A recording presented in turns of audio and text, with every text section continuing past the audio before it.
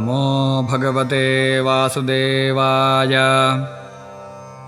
श्रीशुक उवाच अथ कस्यचिद्विजवरस्याङ्गिरः प्रवरस्य शमदमतपस्वाध्यायाध्ययनत्यागसन्तोष तितिक्षा प्रस्रजविद्यानसूयात्मज्ञानानन्दयुक्तस्यात्मसदृश श्रुतशीलाचाररूपौदार्यगुणानवसोदर्या अङ्गजा बभूवुर्मिथुनं च यवीयस्यां भार्यायाम्।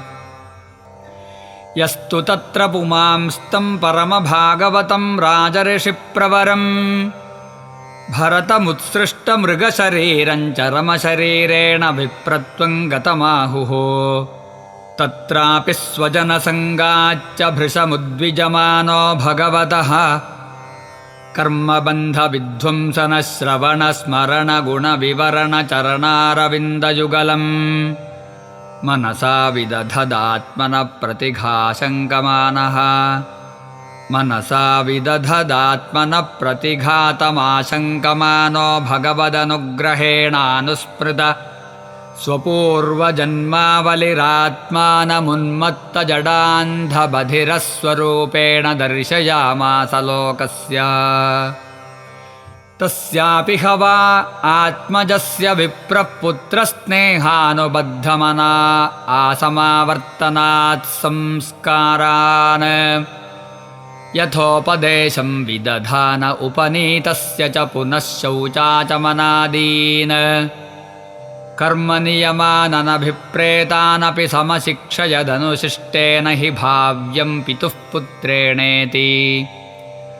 स चापि तदुह पितृसन्निधावेवासध्रीचीनमिव स्म करोति छन्दांस्यध्यापयिष्यन् सह व्याहृतिभिः।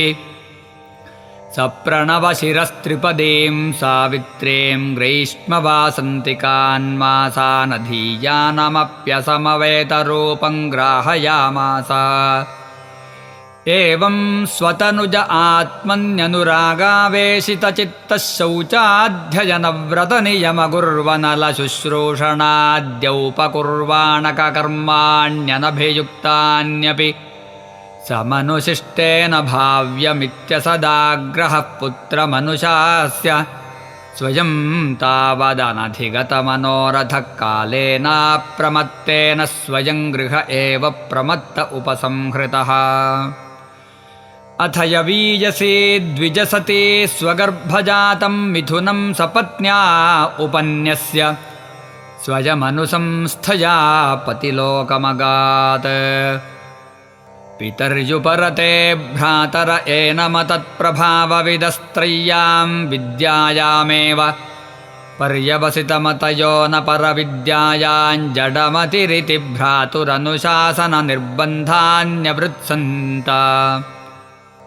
स च प्राकृतैर्द्विपदपशुभिरुन्मत्तजडबधिरेत्यभिभाष्यमाणो यदा तदनुरूपाणि प्रभाषते कर्माणि च स कार्यमाणः परेच्छया करोति विष्टितो वेतनतो वा याज्ञया यदृच्छया।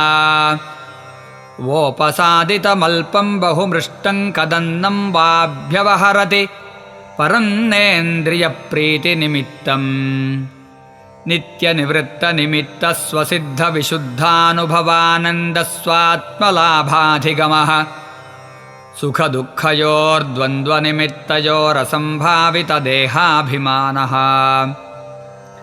शीतोष्णवातवर्षेषु वृष इवानावृताङ्गः पीनः संहननाङ्गः स्थण्डिलसंवेशनानुन्मर्दनामज्जनरजसा महामणिरिवानभिव्यक्तब्रह्मवर्चसः।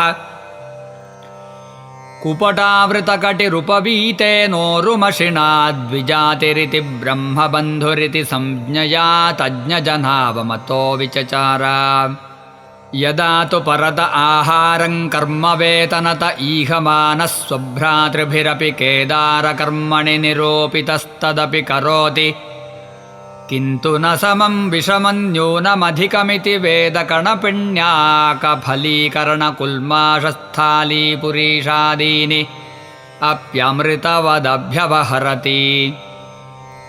अथ कदाचित् कश्चिद्वृषलपतिर्भद्रकाल्यै पुरुषपशुमालभतापत्यकामः तस्य ह दैवमुक्तस्य पशोः पदवीं तदनुचराः परिधावन्तो निशीथसमये तमसावृतायामनधिगतपशव आकस्मिकेन विधिना केदारान् वीरासनेन मृगवराहादिभ्यः संरक्षमाणमङ्गिरः प्रवरसुतमपश्यन् अथ त एनमनवद्यलक्षणमवमृश्य भर्तृकर्मनिष्पत्तिं मन्यमाना बद्ध्वा रशनया चण्डिका गृहमुपनिन्युर्मुदा विकसितवदनाः अथ पणयस्तं स्वविधिनाभिषिच्याहतेन वाससाच्छाद्य भूषणालेपस्रक्तिलकादिभिरुपस्कृतं भुक्तवन्तं धूपदीपमाल्यलाजकिसलयाङ्कुरफलोपहारोपेतया वैशसंस्थया महता गीतस्तुतिमृदङ्गपणवघोषेण च पुरुषपशुं भद्रकाल्याः पुरत उपवेशयामासुः अथ वृषलराजपणिः पुरुषपशोरसृगासवेन देवीं भद्रकालीं यक्ष्यमाणस्तदभिमन्त्रितमसि मतिकरालनिशितमुपाददे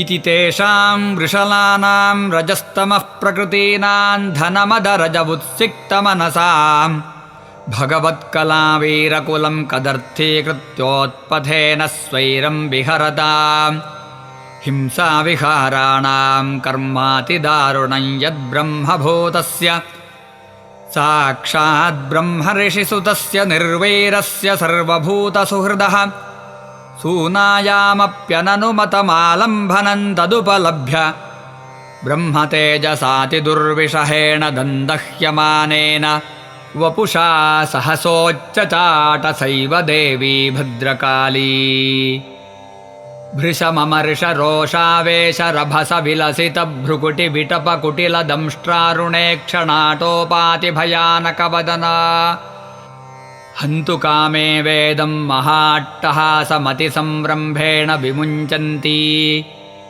तत उत्पत्य पापीयसान् दुष्टानां तेनैवासिना विवृक्नशीर्ष्णाम् गलात्स्रवन्तमसृगासवमत्युष्णं सह गणेन निपीयाति पानमदविह्वलोच्चैस्तरां स्वपार्षदैः सह जगौ ननर्त च विजहार च शिरः कन्दुकलीलया एवमेव खलु महदभिचारातिक्रमः कार्त्स्न्येनात्मने फलति न वा एतद्विष्णुदत्तमहदद्भुतं यदसम्भ्रमस्वशिरश्छेदन आपतितेऽपि विमुक्तदेहाद्यात्मभावसुदृढहृदयग्रन्थीनां सर्वसत्त्वसुहृदात्मनां निर्वैराणां साक्षाद्भगवता निमिषारिवरायुधेनाप्रमत्तेन तैस्तैर्भावैः परिरक्ष्यमाणानां तत्पादमूलमकुतश्चिद्भजमुपसृतानां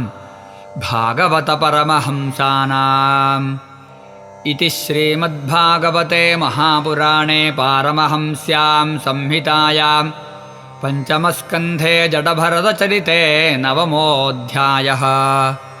सर्वत्र गोविन्दनामसङ्कीर्तनम्। गोविन्द गोविन्द।